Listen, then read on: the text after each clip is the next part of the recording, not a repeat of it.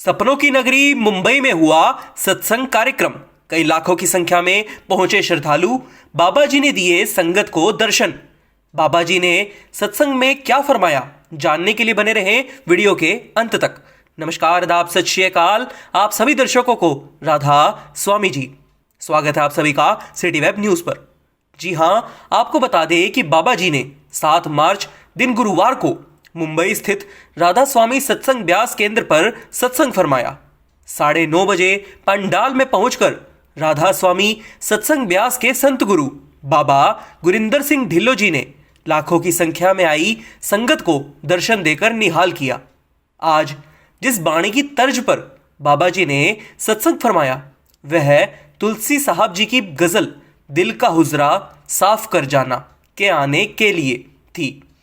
बाबा जी फरमाते हैं कि एक मुस्लिम जिज्ञासु हुए शेख तकी, उनकी मन की जिज्ञासा का निवारण करने के लिए ही तुलसी साहब जी ने यह गजल फरमाई।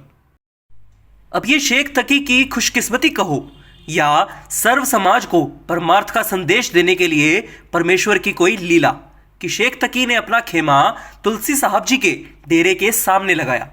आपकी जानकारी के लिए बता दें कि शेख तकी एक मुसलमान थे और तुलसी साहब हिंदू घराने से ताल्लुक रखते थे। लेकिन उन दोनों के बीच में जो वार्ता हुई, जो बातचीत हुई, वह कोई साधारण नहीं, वह रूहानी यानी कि आध्यात्मिक थी। और रूहानियत की भाषा प्रेम की, परमार्थ की भाषा होती है। अगर हम सभी धर्मों के सार को समझें तो सभी धर्म, सभी मजहब हमें एक ही संदेश देते हैं कि परमात्मा एक ही है और हमें उन्हीं परमपिता परमात्मा की भक्ति करनी है। हमारे इस मनुष्य जीवन का उद्देश्य परमात्मा की भक्ति ही है। जब शेख तकी को मालूम हुआ कि कोई परमात्मा के बंदे सामने पधारे हुए हैं तो अपने मन में चल रहे रूहानी सवालों के जवाब जानने की मंशा से वह तुलसी साहब जी के सामने हाजिर हुए। शेख तकी के मन में भ्रमण कर रहे सवालों का अंत करने के लिए ही तुलसी साहब ने दिल का हुजरा साफ कर ये गजल का उच्चारण किया। बाबा जी फरमाते हैं कि तुलसी साहब जी इस गजल के जरिए समझाना चाहते हैं कि परमात्मा कहीं बाहर नहीं, वह हमारे हृदय के भीतर ही वास करते हैं, किंतु हम उन्हें देखने में सक्षम नहीं हैं क्योंकि हमने अपने हृदय के अंदर न जाने कितना कुछ भर रखा है, न जाने कितनी ही भावनाएं हमारे हृदय में घर करके बैठी हुई हैं। अहंकार, लालच, वैर भाव, भेदभाव, इस तरह के न जाने कितने ही दोषों से हमने अपने हृदय के भीतर वास कर रहे परमपिता परमात्मा को ढक दिया है, जिसके कारण हम अपने भीतर वास करने वाले परमात्मा के दर्शन नहीं कर पाते और उन्हें बाहरी दुनिया में खोजते रह जाते हैं। हमें ज़रूरत है इन सभी विकारों को, इन सभी दोषों को अपने हृदय से खत्म करने की।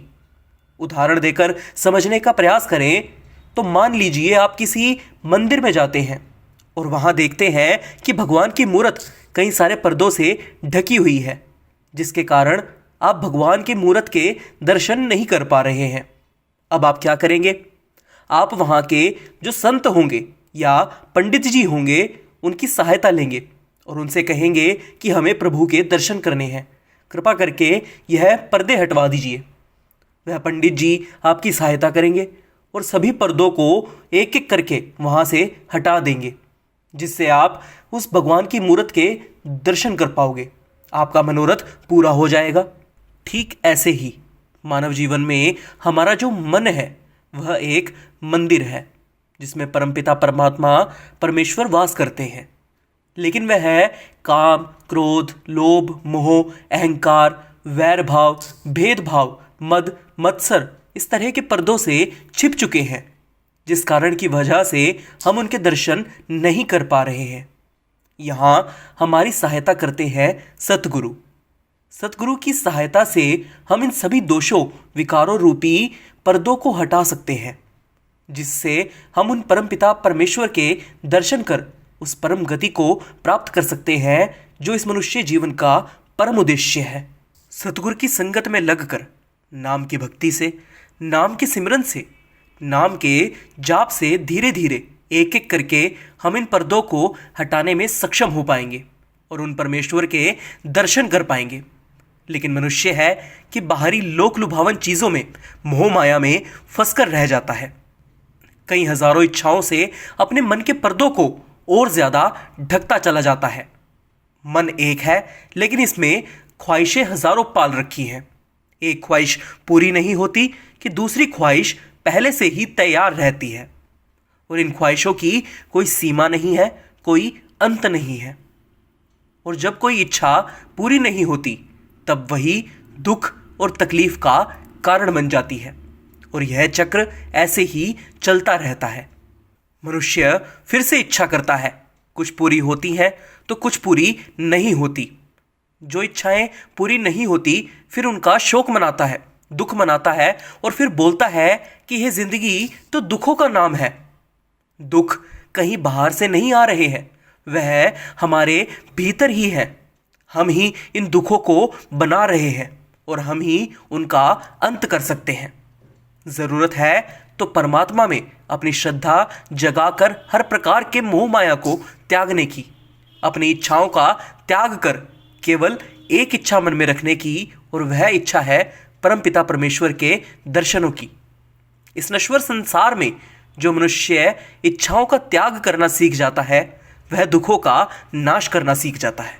हम सबको जरूरत है अपने मन को हर प्रकार के दोषों से, विकारों से, मोह माया से खाली कर देने की, जिसके बाद हम नाम की भक्ति से, नाम के सिमरन से, अपने अंदर की आंखों के जरिए अपने अंदर विराजमान परमात्मा के दर्शन कर उस परम गति को प्राप्त कर सकें जो इस मानव जीवन का परम लक्ष्य है। आपकी जानकारी के लिए बता दें कि सत्संग कार्यक्रम में कई लाखों की संख्या में संगत ने पहुंचकर बाबा जी के दर्शन प्राप्त किए और सत्संग श्रवण किया। वहीं सेवादार भाई बहनों ने भी व्यवस्थाओं को खूब बखूबी संभाला। सत्संग केंद्र में लंगर की भी व्यवस्था की गई, जिसमें सेवादार भाई बहनों ने निस्वार्थ सेवा करते हुए दूर दराज से आए सभी श्रद्धालुओं को बड़े ही प्यार सेवाओं से लंगर प्रसाद ग्रहण करवाया। अभी के लिए बस इतना ही। इस वीडियो से जुड़ी अपनी राय हमें कमेंट बॉक्स में जरूर बताइएगा। इस तरह की और वीडियोस देखने के लिए बने रहे हमारे YouTube channel city web news पर।